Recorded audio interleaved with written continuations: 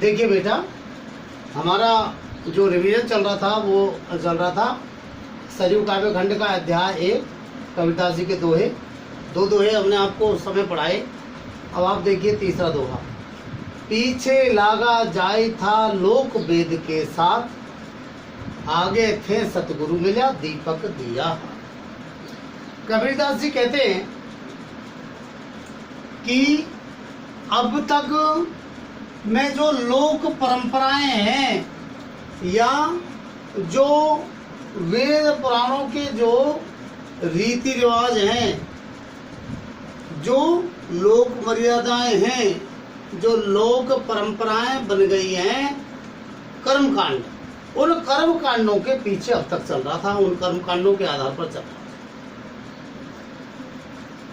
मैं अपना उद्धार जो चाहता था तो वो ये चाहता था कि मेरा उद्धार हो, तो मैं उस उद्धार को इनके आधार पर ही प्राप्त करने की कोशिश कर रहा था। किसके? कर्म कांडों के आधार पर, लोक वेद की जो रीति मान्यताएं हैं उनके आधार पर ही। लेकिन आगे जाकर के मुझे मेरे सतगुरु मिल गए। कौन मिल गए? मेरे सच्चे गुरु मिल गए, जिन्होंने मुझे ज्ञान का दीपक मेरे हाथ में दे दिया। किसका दीपक? ज्ञान का दीपक। अर्थात उन्होंने मुझे ज्ञान करवा दिया कि मनुष्य का उद्धार कर्म कांडों के आधार पर नहीं होता। मनुष्य का आधार होता है सच्ची ईश्वर भक्ति के आधार पर। सच्चे मन से ईश्वर से हृदय से प्रेम करो और सच्चे मन से उनका ध्यान करो, उसी आधार पर जो है ईश्वर की प्राप्ति हो सकती है। तो मेरे सच्चे गुरु ने मुझे सही दीपक दिखा दिया, मतलब ज्ञान का दीपक दिखा दिया, ज्ञान का प्रकाश दिखा दिया। उन्होंने मुझे ज्ञान करवा दिया कि इस संसार सागर से उद्धार कैसे हो सकता है। अभी तक मैं जो है केवल लोक वेद के साथ चल रहा था, मतलब जो लोक मर्यादाएं हैं, जो कर्म कांड हैं, उनके आधार पर चल रहा था। लेकिन आगे जाकर के मुझे मेरे सच्चे गुरु मिले, उन्होंने मुझे ज्ञान का दीपक हाथ दे दिया। ठीक है, तो ये दोहा आपको समझ में आ गया होगा। अगला दोहा है बूढ़ा था पे उबरा।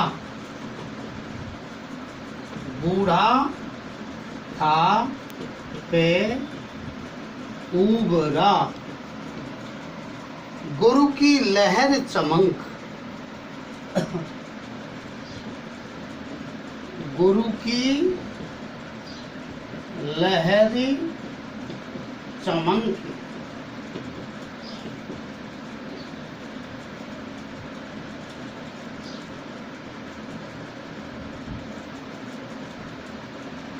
भेरा देखा जरजरा।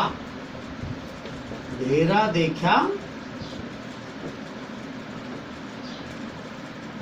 जरजरा,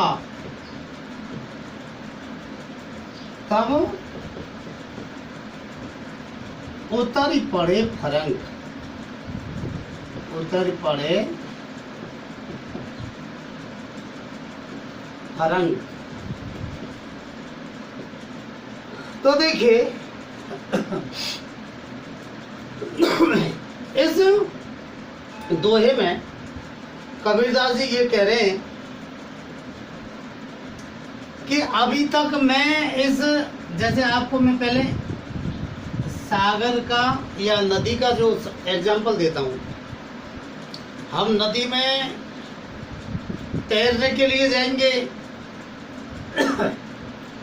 और जब लगभग किनारे पर ही जो नाव है वो होगी और हमें ये पता चल जाएगा कि यार ये नाव तो टूट रही है, इसमें तो पानी भरता जा रहा है या कमजोर है, ये डूब भी सकती है, हमें भी डुबा देगी, तो तुरंत हम उतर जाएंगे। उतरो जल्दी भैया, ये तो डूबेगी, या टूटी हुई है, कमजोर है, तो हम तुरंत उतर जाएंगे। कबीरदास जी कह रहे हैं कि मैं डूबने वाला था, लेकिन उबर गया, तैर गया। किसकी कृपा से? गुरु की लहर की चमक से। गुरु की कृपा की लहर की चमक से मैं जो है बच गया। बूढ़ा था मतलब डूब रहा था। बूढ़ा था मतलब डूब रहा था पर पे उबरा, परंतु उबर गया। बूढ़ा था पे उबरा, मतलब मैं डूब रहा था परंतु उबर गया, यानी तैर गया। किससे तैर गया? गुरु की लहर चमक, मेरे सतगुरु की जो ज्ञान के प्रकाश की जो लहर की चमक है, उस ज्ञान की लहर की चमक से मैं तैर गया। कहने का मतलब ये, अभी तक मुझे पूरा ज्ञान नहीं था। संसार सागर को पार कैसे करना है, आप लोग और हम लोग भी अभी तक नहीं जानते। हम अगर मन हाथ भी जोड़ रहे भगवान के, तो हमारा पूरा सही ध्यान नहीं है। हम कर्म कांडों के आधार पर जो है अपना उद्धार करना चाहते हैं, बट दैट इज इम्पॉसिबल।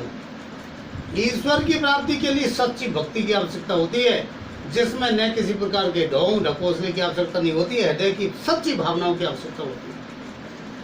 तो अभी तक मैं उन कर्मकांडों के आधार पर ही चल करके और संसार सागर में डूब रहा था, परंतु मैं उबर गया, क्योंकि मेरे सच्चे गुरु की जो ज्ञान की लहर है, उस लहर की चमक से मैं जो है उबर गया।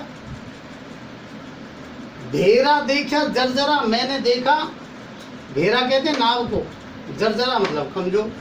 मैंने देखी कि ये नाव कमजोर है, जिसमें मैं बैठ करके और नदी को पार करना चाह रहा हूँ, सागर को पार करना चाह रहा हूँ। यानी कि जिस आधार पर मैं इस संसार सागर से पार होना चाहता हूँ, जिन कर्म कांडों के आधार पर, जिन कर्मों के आधार पर, जिस तरीके से मैं इस संसार सागर से पार होना चाहता हूँ, वो मार्ग, वो उपाय सही नहीं है, कमजोर है वो उपाय। वो उपाय कैसे हैं? कमजोर है वो उपाय। तो मैंने ये देखा कि ये उपाय तो कमजोर हैं, इनसे तो संसार सागर से पार नहीं हुआ जा सकता, मोक्ष की प्राप्ति नहीं की जा सकती। तब उतर ही पड़े फरंग, तब मैं तुरंत उतर पड़ा उस नाव में से। मतलब मैंने उन सारे उपायों को तुरंत छोड़ दिया और मैं अपने गुरु के कहे के अनुसार जो है ईश्वर की भक्ति करने लगा।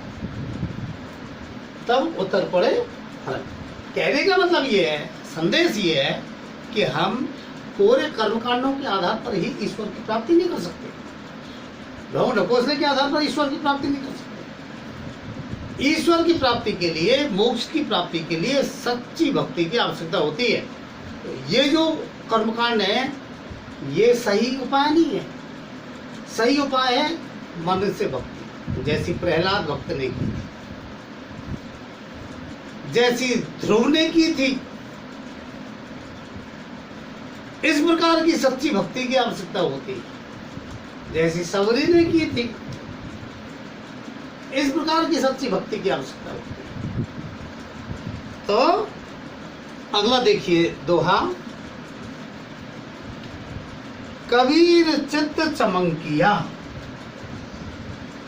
ये तो तीसरा दोहा हो गया, ये चौथा हो गया, अब पांचवा देखिए। कबीर चित्त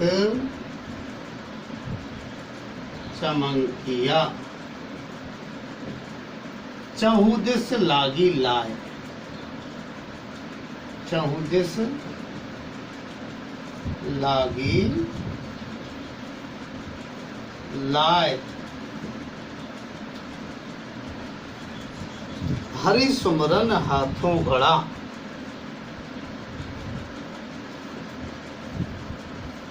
हरि सुमरन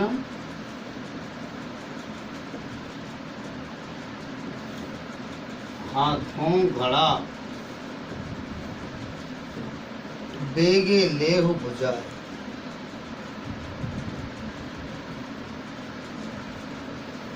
बेगे लेहु बुझाए। देखिए, कबीरदास जी कहते हैं कि मेरे चित्त में चमंकिया का सामान्य अर्थ होता है चमक उत्पन्न हो गई, चमक गया। मेरे चित्त में चमक उत्पन्न हो गई, मेरे चित्त चमक गया, अर्थात सचेत हो गया। मेरा कबीरदास जी कहते हैं कि मेरा चित्त सचेत हो गया, क्योंकि चारों दिशाओं में आग लगी हुई है। चारों दिशाओं में क्या लगी हुई है? आग। काय की आग? सांसारिकता की। सांसारिकता में क्या है?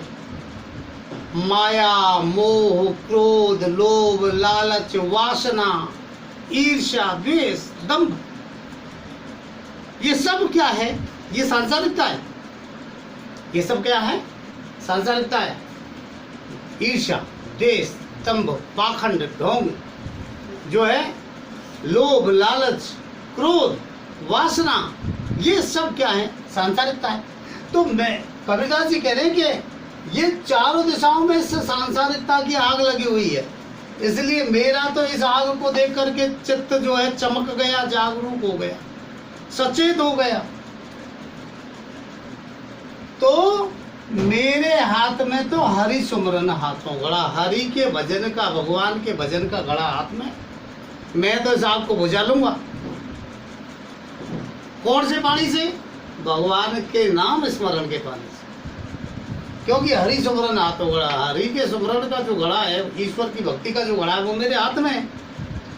अब आप इस सांसारिकता की आग से बेके ले बुझा, तुम भी जो है जल्दी से बुझा लीजिए। कैसे बुझा लो? आप बुझा लो जो है ईश्वर की भक्ति के गड़े से, ईश्वर की भक्ति के जल से। तो कबीरदास जी कह रहे हैं कि जो है मेरा चित्त सचेत हो गया, जागरूक हो गया, क्योंकि चारों दिशाओं में आग लगी हुई है। क्या आग लगी हुई है? सांसारिकता की आग लगी हुई है। हरि सुमरन हाथों गड़ा, मेरे जो है हाथ में तो ईश्वर के भजन का गड़ा है, बेगे ले बुझाए, तो मैं तो उससे बुझा लूंगा। आप भी इस ईश्वर की भक्ति का घड़ा हाथ में लेकर के इस सांसारिकता की आग को बुझा लीजिए। कहने का मतलब यह है कि जब व्यक्ति ईश्वर की भक्ति करने लग जाता है, तो उसकी ये जो आग लगी हुई है, ये सारी आग समाप्त होती जाती है। आप देख लीजिए, आप में अगर लोभ पैदा हो रहा है, भगवान का सच्चे मन से ध्यान करने लग जाओ। क्रोध पैदा हो रहा है, भगवान का सच्चे मन से ध्यान करो। चाहे जो है वासना पैदा हो रही है, भगवान का सच्चे मन से ध्यान करो। ईर्ष्या पैदा हो रही है, भगवान का सच्चे मन से ध्यान करो। आपकी ये सांसारिकता की आग ईश्वर की भक्ति से बिल्कुल शांत हो जाए। आप जाकर के फील करिए, मंदिर में शांतिपूर्वक जो है भगवान का जब आप ध्यान करते हैं, या कहीं भी बैठ करके जब आप भगवान का ध्यान करते हैं, तो आपकी सारी अदर एक्टिविटीज, आपकी सारी जो अदर थिंकिंग है, वो थिंकिंग धीरे धीरे जो है डाउन होने लगती है, समाप्त होने लगती है। तो इसी प्रकार से इसी बात को वो कह रहे हैं कि फिर भगवान का भजन करो तो सारी चीजें। अगला जो दोहा है वो है पार ब्रह्म के तेज का। पार ब्रह्म के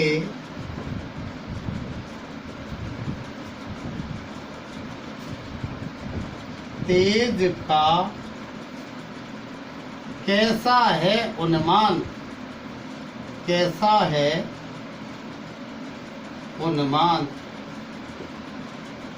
कहिबे कुशोभा नहीं,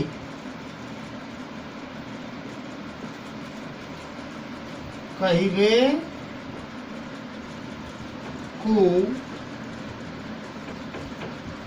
कुशोभा नहीं, देखा ही परवान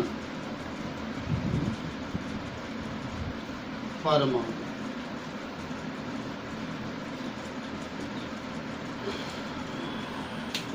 आप लोग कहते हैं यार तूने भगवान देखा है क्या? बहुत से कहते हैं तूने देखा है क्या भगवान? कैसा है भगवान? कैसा स्वरूप है उसका? कैसा आकार है उसका? तो हमने आपको बताया और विद्वान भी बताते हैं कि we can not explanation about the god, we can not any definition about the god. हम भगवान का भगवान की व्याख्या कर ही नहीं सकते, हम भगवान को परिभाषा नहीं दे सकते। हम भगवान के स्वरूप को, हम भगवान के आकार को जो है अपने शब्दों में व्यक्त नहीं कर सकते।